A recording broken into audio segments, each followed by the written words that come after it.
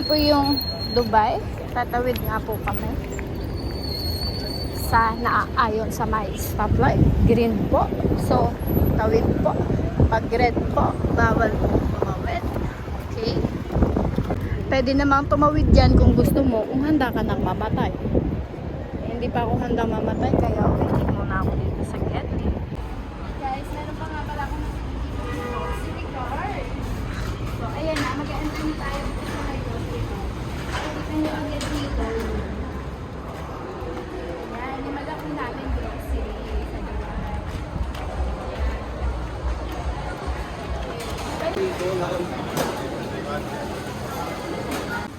Guys, ang dami ko nga nakita na kunapa chocolate. Grabe guys, sobrang trending talaga ng mga kunapa chocolate. So soon, magbibideo pala ako ng kunapa chocolate na magbibigay tayo ng meron nga pala siyang maliit na pwede mo siyang i-tester. Tapos kung masarapan ka, hindi dun ka na sa malaki. Ayan pala siya. Diba?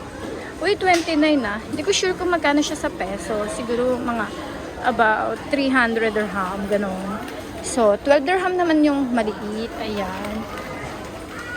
So, okay guys. Magbibideo talaga ako ng kunapa. Sobrang trends niya talaga. Shrimpies. Tapos, kailangan yan natin ng mix. Mix na broccoli. So, dito naman tayo sa may fries. Dahil nga, favorite ko yung fries. Kukuha ako ng malaking fries.